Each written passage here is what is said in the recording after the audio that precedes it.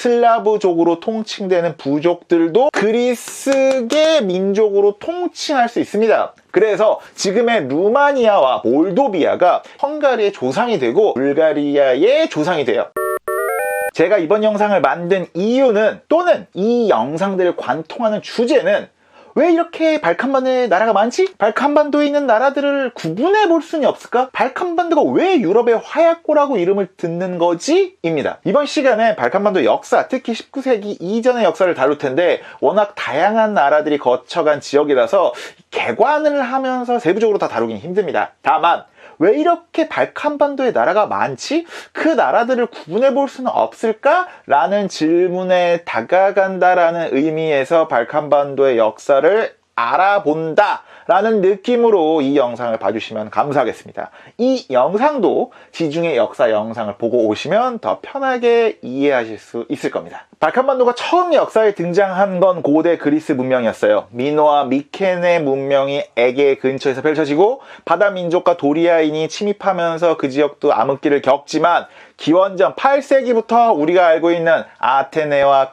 스파르타를 중심으로 하는 고대 그리스 문명이 펼쳐지죠. 그리고 기원전 5세기, 6세기 무렵에 전성기를 맞이해요. 고대 그리스 도시국가 북쪽에는 변방국가로 취급을 받던 마케도니아 왕국이 있었는데, 알렉산더 대왕이 집권할 무렵에는 중동 세계까지 지배하는 거대한 제국으로 발전을 하죠.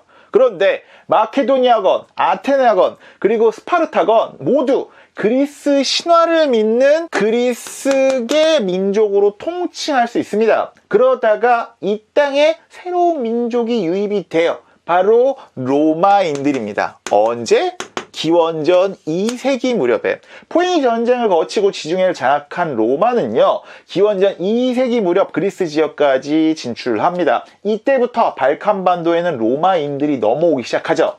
특히 다뉴브강 넘어서 다키아 지역을 정복하는 것 때문에 로마 군단병, 그러니까 로마 군인들이 많이 이주를 해와요. 그래서 지금의 루마니아와 몰도비아가 이때 넘어온 로마인들, 그러니까 라틴족의 후손이라고 추정이 됩니다. 물론 로마 문화나 종교가 대부분 그리스의 영향을 많이 받아서 이 시기까지 문화적으로 크게 변화하진 않아요. 그러나 기원 후 4세기에 기독교가 로마 제국에서 공인이 되고 동서로마가 분할이 되면서 이 지역은 새로운 전기를 맞습니다. 바로 이때부터 약 1000년 동안은 동쪽의 로마, 바로 비잔틴 제국이 이 발칸반도를 주도하기 시작을 합니다. 그리고 문화적으로는 기존의 로마, 서로마, 그리고 그 이후에 형성된 서유럽과는 조금 다른 문화가 형성이 돼요. 왜냐? 이때까지 남아있었던 이 고대 그리스 문화를 직통으로 계승을 하는 데다가 동로마 제국이 주로 중동 지역을 다스리고, 그리고 중동 지역과 교류를 하다 보니 중동의 영향도 받죠. 그렇게 동서로마가 분할이 되면서 동서 기독교도 자연스럽게 나눠지고, 로마 카톨릭과는 조금 다른, 우리가 흔히 그리스 정교회, 동방 정교회라고 불리는 이 정교회가 이 발칸반도의 주류 종교가 되죠. 이때부터 문화적으로건 종교적으로건 서유럽과도 다르고 중동과도 다른 비잔틴 문화가 형성이 됩니다. 그러다가 6세기 이후 발칸반도에 또 다른 큰 변화가 일어납니다. 유럽에서 일어난 민족 대이동 시즌2, 바로 슬라브족의 이동입니다. 게르만족이라고 통칭되는 다양한 부족들이 3, 4세기에 서유럽으로 들어가서 5세기 무렵 로마 제국이 멸망한 이후 자기들만의 왕국을 만들어요. 게르만족보다 더 북동쪽에 있던 슬라브족으로 통칭되는 부족들도 6세기에서 8세기 무렵 지금의 동유럽 또는 발칸반도로 막 이주를 해와요. 바로 이때 슬라브족들이 이동하면서 슬라브족도 구분이 되는데, 요때 이동하지 않고 여전히 흑해 북쪽에 남아있던 슬라브족을 우리가 북동 슬라브족 또는 동슬라브족이라고 구분을 하고, 러시아, 우크라이나 등등의 조상으로 우리가 부릅니다. 그리고 이때 동유럽으로 이주한 슬라브족을 우리가 서슬라브족이라고 구분을 하고요. 폴란드, 체코, 슬로바키아 등등의 조상으로 우리가 부릅니다. 그리고 이때 발칸반도에 이주한 슬라브족을 남슬라브족이라고 부르고요. 지금 발칸반도의 주류 민족이 바로 이 남슬라브족입니다.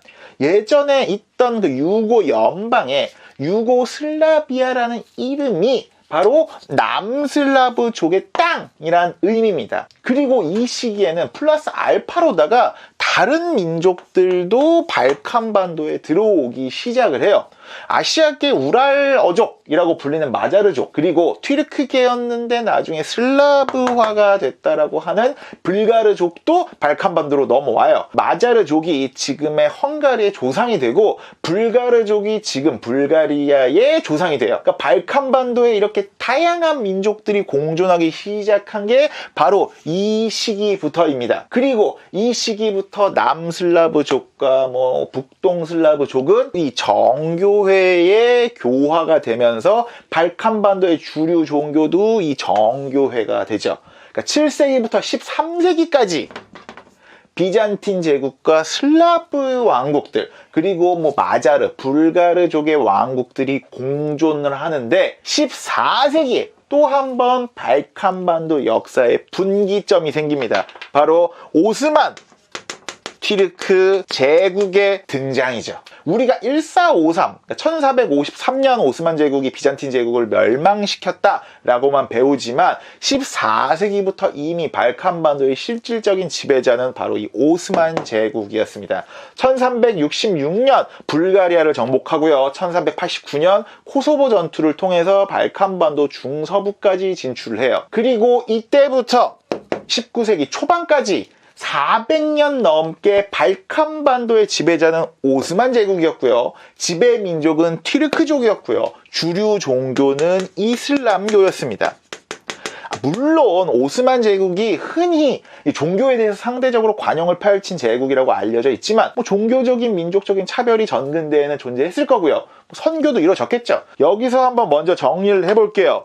역사를 보면 발칸반도의 민족적으로 그리스계, 그러니까 헬라인이라고 불리는 이들, 그리고 로마계, 라틴족, 그리고 남슬라브계, 그리고 불가르족, 마자르족이 있고, 그리고 튀르크계도 있을 수가 있겠죠. 종교적으로는 비잔틴 제국 시절부터 퍼진 정교회가 있을 거고요. 14세기 이후 오스만 제국 때문에 퍼지기 시작한 이슬람교가 있겠죠. 그리고 여기에 이 지역이 2차 대전 이후에 대부분 공산화돼요. 그런데 다 공산화되지는 않고 서구권의 자본주의, 자유주의의 영향을 받은 나라도 있어요. 그러면 이 시기 이후에 공산화가 됐느냐 안 됐느냐, 그리고 공산화가 됐는데 소련에 편입이 됐느냐, 소련의 위성국이 됐느냐, 소련과는 거리가 있는 공산권 국가였느냐에 따라서 또 문화가 갈릴 거 아닙니까? 발칸반도 주변에 있는 이탈리아, 오스트리아, 헝가리, 터키, 그리고 범발칸반도라고 불리는 슬로베니아, 루마니아, 몰도바, 누가 뭐래도 발칸반도에 있는 세르비아, 몬테네그로, 보스니아 헤르체고비나, 크로아티아, 알바니아, 코소보, 북마케도니아, 그리스, 불가리아. 발칸반도에 왜 이렇게 많은 나라들로 쪼개져 있는지, 발칸반도에 왜 이렇게 많은 나라들이 있는지 이제 조금 느낌이 오시나요? 다음 시간엔 반드시 굉장히 가볍고 쉽게 발칸반도의 나라들을 구분해 보도록 하겠습니다. 수많은 나라들이 있는 발칸반도, 이 발칸반도에 있는 나라들을 구분할 수 있을까요? 다음 영상이 나올 때까지 구독과 좋아요, 알림 버튼을 누르고 옛날 이야기 듣듯이 한 번 더 보세요. 그리고 두 번 더 보세요.